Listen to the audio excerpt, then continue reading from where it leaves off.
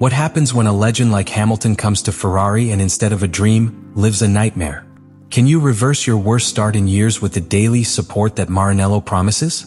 And here enters Ferrari's reaction, which was also unexpected. Instead of adopting the usual defensive position of blaming external factors or hiding behind the data, the team responded with one of the most unusual statements in its recent history: "We are supporting it every day." It was not a diplomatic statement. It was a public promise of unconditional support. Vasseur spoke as someone who understood the magnitude of the emotional earthquake that his pilot crossed. Because when Hamilton loses confidence, not only does his performance down, he disappears that superlative version that legend has done. This daily support is much more than technical accompaniment. It is psychological, it is cultural, it is strategic. In Maranello, they have understood that they must redesign more than a car. They must redesign the relationship with their own pilot, because Ferrari historically has had difficulty living with stars. From Prost to Alonso, passing through Vettel, the pattern is clear. If there is no tune from day one, the relationship is fractured. With Hamilton, the margin of error is even smaller. And Monza, with all his symbolic load, is the point of no return. This block of tension, discomfort, and uncertainty defines the first chapter of history between Hamilton and Ferrari. A story that, to continue along the same path, can end early or transform into one of the greatest sports redemptions of the modern era. Hamilton's drama in Ferrari cannot be understood without disassembling piece by piece to SF-25. Apparently, Maranello's car for 2025 is an evolution of the SF-24 that managed to fight the construction championship until the last 2024 race.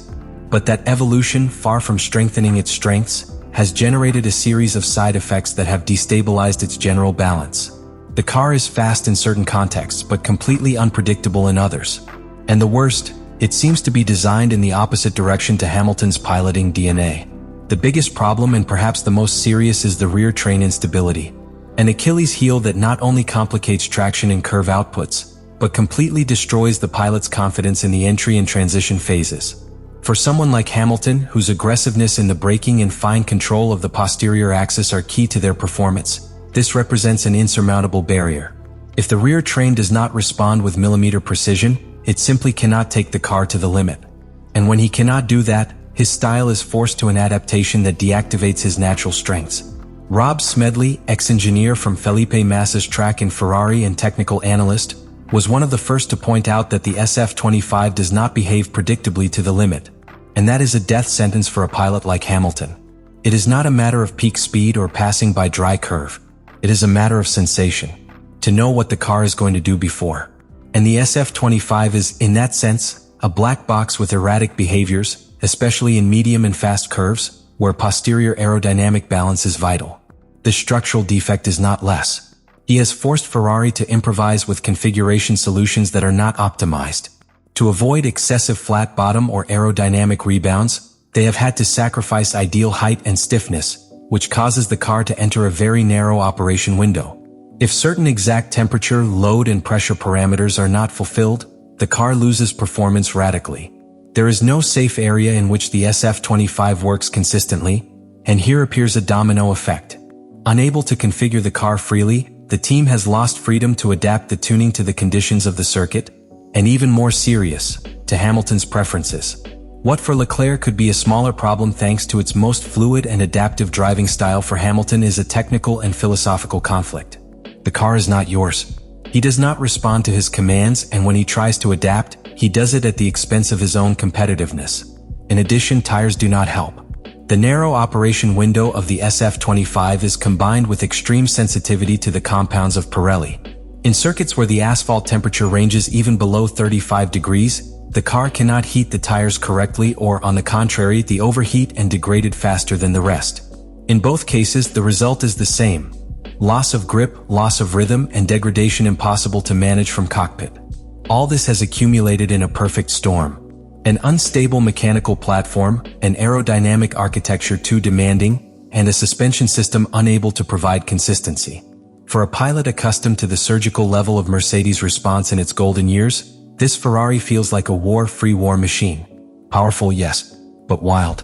And the most frustrating thing is that the data shows that the SF-25 has potential. Its straight line is competitive, its braking efficiency is not bad, and its general aerodynamic load is superior to the 2024 car. But all that is useless if it cannot be kept stable throughout a race. And if the pilot cannot trust each curve phase, that potential becomes a technical trap. One that is catching and wearing one of the greatest talents in the history of F1. Monza, due to its low load characteristics and maximum speed, can mask some of these weaknesses. But not all. And Ferrari knows it. That is why the work of engineers in Maranello has intensified, with daily simulator days, cross-data analysis with Leclerc, and component test even out of schedule. Because this car as it is will not be enough. And Hamilton can't and do not want to continue fighting this battle alone. Monza is not just one more circuit in the calendar. It is Ferrari's spiritual epicenter. It is where dreams are consecrated or destroyed, and where the Scuderia does not compete simply by points, compete by identity. No other layout has that symbolic weight, nor that visceral connection with the history of the team. It is here where Enzo Ferrari founded a legacy that crosses generations, where each curve has a name, and every victory an echo that resonates beyond the championship. For Lewis Hamilton, Monza represents much more than one more prize. It is the opportunity to rewrite its red narrative, or to be confirmed as a historical error of Ferrari. From a distance, what is seen is a disconnected Hamilton.